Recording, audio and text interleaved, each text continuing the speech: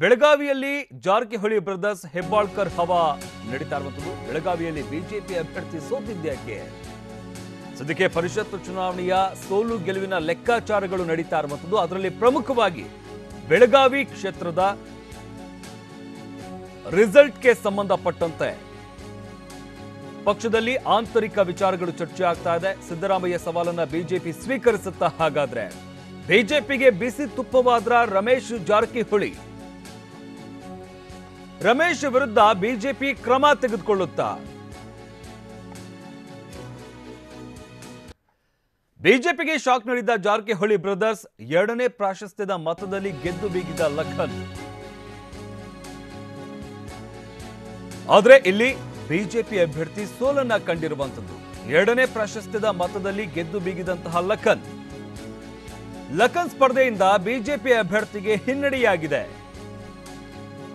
ಸಹೋದರನ ಗೆಲುವಿಗೆ ಸಾಹುಕಾರ್ ಸೀಕ್ರೆಟ್ ತಂತ್ರವನ್ನ ಹೆಣೆದಿದ್ರ? ಹಾಗಾದ್ರೆ ಪಕ್ಷೇತರ ಅಭ್ಯರ್ಥಿ ಲಖನ್ ಜಾರಕಿಹೊಳಿ ಜೈಬೇರಿಯನ್ನ ಬಾರಿಸಿದ್ದಾರೆ.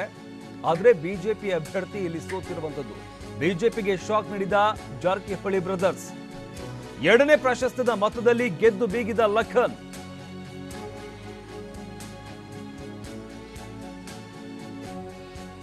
ಪರಿಷತ್ನ ಎಲ್ಲಾ ಕ್ಷೇತ್ರದಲ್ಲೂ ಅತಿ ಹೆಚ್ಚು ಕುತೂಹಲವನ್ನ ಮೂಡಿಸಿದ್ದಂತಹ ಕ್ಷೇತ್ರ ಅಂತಂದ್ರೆ ಅದು ಬೆಳಗಾವಿ. ಇಲ್ಲಿನ ರಿಸಲ್ಟ್ ತೀವ್ರ ಕುತೂಹಲವನ್ನ ಮೂಡಿಸಿತ್ತು.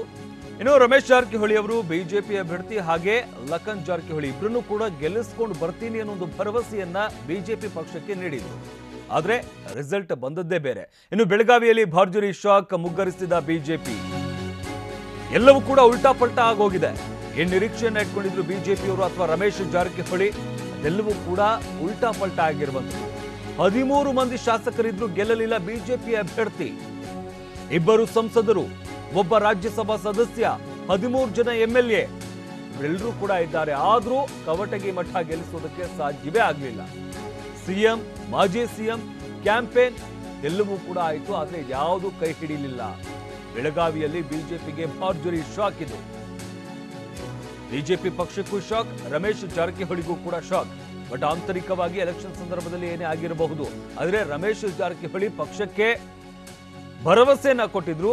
ಬಿಜೆಪಿ ಅಭ್ಯರ್ಥಿ ಹಾಗೆ ಲಖನ್ ಜಾರಕಿಹೊಳಿ ಇಬ್ಬರನ್ನು ಕೂಡ ಗೆಲ್ಲಿಸಿಕೊಂಡು ಬರ್ತೀವಿ ಅನ್ನೋ ಒಂದು ಭರವಸೆಯನ್ನ ಕೊಟ್ಟಿದ್ರು. ಆದ್ರೆ ಆ ರಿಸಲ್ಟ್ ಎಲ್ಲವೂ ಕೂಡ ಉಲ್ಟಾ ಪಲ್ಟಾ ಆಗಿದೆ.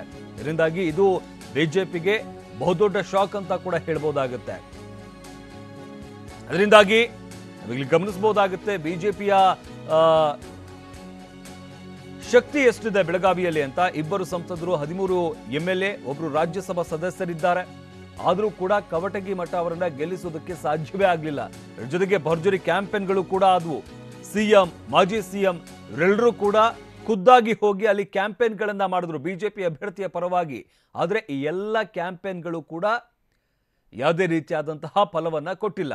ಅದರಿಂದಾಗಿ ಈ ಒಂದು ರಿಸಲ್ಟ್ ಏನಿದೆ, ಇಷ್ಟೆಲ್ಲ ಬಿಜೆಪಿಯ ಭದ್ರಕೋಟೆ ಆಗಿರುವಂತಹ ಬೆಳಗಾವಿಯಲ್ಲಿ ಬಿಜೆಪಿ ಅಭ್ಯರ್ಥಿಯನ್ನ ಗೆಲ್ಲಿಸಿಕೊಂಡು ಬರೋದಕ್ಕಾಗಿಲ್ವಲ್ಲ, ಇದು ಬಿಜೆಪಿಗೆ ನಿಜಕ್ಕೂ ಕೂಡ ಬಹುದೊಡ್ಡ ಶಾಕ್ ಅಂತ ಹೇಳ್ಬೋದಾಗುತ್ತೆ. ಇದರ ಜೊತೆಗೆ ಇಲ್ಲಿ ಗಮನಿಸಬೇಕಾಗಿರುವಂಥದ್ದು, ರಮೇಶ್ ಜಾರಕಿಹೊಳಿ ಅವರು ಪಕ್ಷಕ್ಕೂ ಕೂಡ ಭರವಸೆಯನ್ನು ಕೊಟ್ಟಿದ್ರು. ಅಂದರೆ ಲಖನ್ ಅವರನ್ನ ಚುನಾವಣೆಗೆ ಸ್ಪರ್ಧೆ ಮಾಡಿದಂತಹ ಸಂದರ್ಭದಲ್ಲಿ ಸಾಕಷ್ಟು ವಿರೋಧ ಕೂಡ ಪಕ್ಷದಿಂದ ವ್ಯಕ್ತವಾಯಿತು. ಆದರೆ ಬಿಜೆಪಿ ಅಭ್ಯರ್ಥಿಯನ್ನು ಕೂಡ ಗೆಲ್ಲಿಸ್ಕೊಂಡು ಬರ್ತೀನಿ, ಲಖನ್ ಜಾರಕಿಹೊಳಿ ಅವರನ್ನು ಕೂಡ ಗೆಲ್ಲಿಸ್ಕೊಂಡು ಬರ್ತೀನಿ ಅನ್ನೋ ಒಂದು ಭರವಸೆಯನ್ನ ರಮೇಶ್ ಜಾರಕಿಹೊಳಿ ಅವರು ಕೊಟ್ಟಿದ್ರು. ಆದರೆ ಈಗ ಆ ರಿಸಲ್ಟ್ ಬಂದಿರುವಂತಹ ರಿಸಲ್ಟ್ ಏನಿದೆ ಇದೆಲ್ಲವೂ ಕೂಡ ಉಲ್ಟಾ ಪಲ್ಟಾ ಆಗಿರುವಂಥದ್ದು. ಅದರಿಂದಾಗಿ ಸದ್ಯಕ್ಕೆ ಪಕ್ಷ ಹಾಗಾದ್ರೆ ರಮೇಶ್ ಜಾರಕಿಹೊಳಿ ಅವರ ವಿರುದ್ಧ ಏನಾದರೂ ಕ್ರಮ ತೆಗೆದುಕೊಳ್ಳುತ್ತಾ ಅನ್ನೋದು ಒಂದು ಪ್ರಶ್ನೆ ಆಗಿರುವಂಥದ್ದು. ಇದ್ರ ಜೊತೆಗೆ ವಿಪಕ್ಷಗಳು, ಅದರಲ್ಲೂ ಕೂಡ ಸಿದ್ದರಾಮಯ್ಯನವರು ರಮೇಶ್ ಜಾರಕಿಹೊಳಿ ವಿರುದ್ಧ ವಾಗ್ದಾಳಿಯನ್ನು ನಡೆಸಿದ್ದಾರೆ. ನಿಮಗೆ ತಾಕತ್ತಿದ್ರೆ, ದಮ್ಮಿದ್ರೆ ರಮೇಶ್ ಜಾರಕಿಹೊಳಿ ವಿರುದ್ಧ ಕ್ರಮ ತೆಗೆದುಕೊಳ್ಳಿ ಅನ್ನೋ ಒಂದು ಭರವಸೆ, ಒಂದು ಮಾತನ್ನ ಹೇಳಿರುವಂಥದ್ದು.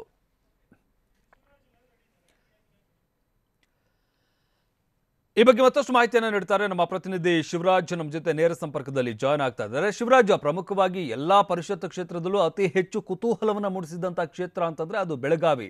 ಏನ್ ನಿರೀಕ್ಷೆ ಮಾಡಿದ್ರು ಆ ನಿರೀಕ್ಷೆಗಳೆಲ್ಲವೂ ಕೂಡ ಉಲ್ಟಾ ಪಲ್ಟಾ ಆಗಿರುವಂತದ್ದು, ಅದರಲ್ಲೂ ಕೂಡ ಪ್ರಮುಖವಾಗಿ ಬಿಜೆಪಿಗೆ. ಹಾಗಾದ್ರೆ ಈ ರಿಸಲ್ಟ್ ಅನ್ನು ಯಾವ ರೀತಿಯಾಗಿ ಸ್ವೀಕರಿಸ್ತಾ ಇದ್ದಾರೆ ಬಿಜೆಪಿ ನಾಯಕರು?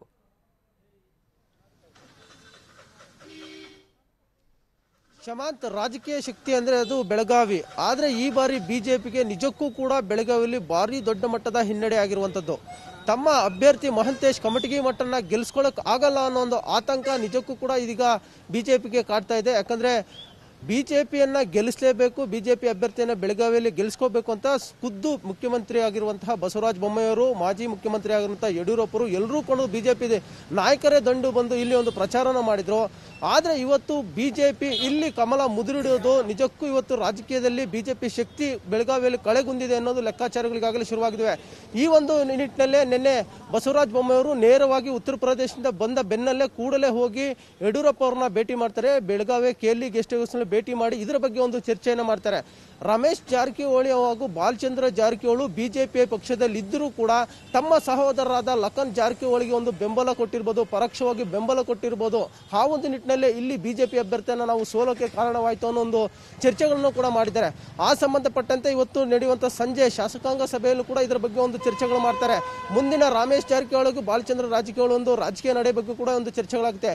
ಬಿಜೆಪಿಯಲ್ಲಿ ತಮ್ಮ ವರ್ಚಸ್ಸಿದ್ರೂ ಕೂಡ ತಮ್ಮ ಸಹೋದರನಿಗಾಗಿ ತಮ್ಮ ಪಕ್ಷದ ಅಭ್ಯರ್ಥಿನೇ ಸೋಲಿಸೋ ಅನ್ನೋ ಒಂದು ಮಾತುಗಳು ಕೂಡ ಈಗಾಗಲೇ ಚರ್ಚೆ ಆಗ್ತಾ ಇರುತ್ತೋ. ಪ್ರಮುಖವಾಗಿ ಇದ್ದಿದ್ದು ಬೆಳಗಾವಿಯಲ್ಲಿ ಮಹಂತೇಶ್ ಕಮಟಗಿ ಮಠನ ಬಿಜೆಪಿ ಗೆದ್ದೇ ಗೆಲ್ಸ್ಕೊ ಬರ್ತಾರೆ ಅಂತ. ಯಾಕಂದ್ರೆ 13 ಶಾಸಕರಿದ್ದಾರೆ ಬೆಳಗಾವಿಯಲ್ಲಿ, ವಿಧಾನಸಭಾ ಶಾಸಕರಿದ್ದಾರೆ, ಒಬ್ಬರು ರಾಜ್ಯಸಭಾ ಮೆಂಬರ್ ಇದ್ದಾರೆ, ಈ ಲೋಕಸಭಾ 2 ಸದಸ್ಯರಿದ್ದಾರೆ. ಹಾಗಿದ್ರೂ ಕೂಡ ತಮ್ಮ ಅಭ್ಯರ್ಥಿನ ಗೆಲ್ಸೋಕೆ ಆಗಿಲ್ವಲ್ಲ ಅನ್ನೊಂದು ಆತಂಕ, ಹಿನ್ನಡೆ ಈಗ ಬಿಜೆಪಿಗೆ ಕಾಡ್ತಾ ಇರುತ್ತು. ಇದರ ಕೈವಾಡದಲ್ಲಿ ಪ್ರಮುಖವಾಗಿ ರಮೇಶ್ ಜಾರಕಿಹೊಳಿ ಹಾಗೂ ಬಾಲಚಂದ್ರ ಜಾರಕಿಹೊಳಿ ಬ್ರದರ್ಸ್ ಕೈವಾಡವಿದೆ. ತಮ್ಮ ಕುಟುಂಬ ರಾಜಕಾರಣವನ್ನು ಗೆಲ್ಸ್ಕೊಳ್ಳೋಕೋಸ್ಕರ, ತಮ್ಮ ಬ್ರದರ್ಗೋಸ್ಕರ ಬೆಂಬಲ ಕೊಡೋಕೋಸ್ಕರ ತಮ್ಮ ಬಿಜೆಪಿ ಅಭ್ಯರ್ಥಿನ ಸೋಲ್ಸ್ರ ಅನ್ನೊಂದು ಚರ್ಚೆಗಳು ಶುರುವಾಗಿರುವಂಥದ್ದು. ಯಾಕಂದ್ರೆ ಲಖನ್ ಜಾರಕಿಹೊಳಿ ಪಕ್ಷೇತರ ಅಭ್ಯರ್ಥಿ ಸ್ಪರ್ಧಿಸಿದ ಬೆನ್ನಲ್ಲೇ ಸಾಕಷ್ಟು ಬಾರಿ ರಮೇಶ್ ಜಾರಕಿಹೊಳಿಗೆ ಹಾಗೂ ಬಾಲಚಂದ್ರ ಜಾರಕಿಹೊಳಿಗೆ ಮುಖ್ಯಮಂತ್ರಿ ಬಸವರಾಜ ಬೊಮ್ಮಾಯಿ ಒಂದು ಸೂಚನೆ ಕೊಡ್ತಾರೆ. ಕೂಡಲೇ ನಿಮ್ಮ ಸಹೋದರನ ನಾಮಪತ್ರನ ಹಿಂಪಡೆಯುವಂತೆ ಮಾಡಿ ಅಂತ ಮನವಿಯನ್ನು ಮಾಡಿಕೊಂಡ್ರು ಕೂಡ ರಮೇಶ್ ಜಾರಕಿಹೊಳಿ ಅವರು ಅದು ಯಾವ ರೀತಿ ಆಗುದಿಲ್ಲ, ನಾವು ಇದ್ದೀವಿ, ಬಿಜೆಪಿ ಅಭ್ಯರ್ಥಿ ನಾವು ಗೆಲ್ಸ್ಕೊಂಡು ಬರ್ತೀವಿ ಅಂತ ಹೇಳ್ತಾರೆ. ಬಟ್ ಇದೀಗ ತಮ್ಮ ಸಹೋದರ ಲಖನ್ ಜಾರಕಿಹೊಳಿ ಪಕ್ಷೇತರ ಅಭ್ಯರ್ಥಿಗೆ ಗೆದ್ದಿರುವಂತ ನಿಜಕ್ಕೂ ಕೂಡ ಬಿಜೆಪಿಗೆ ದೊಡ್ಡ ಸೆಟ್ ಬ್ಯಾಕ್ ಆಗಿರುವಂತದ್ದು. ಶಮಂತ್.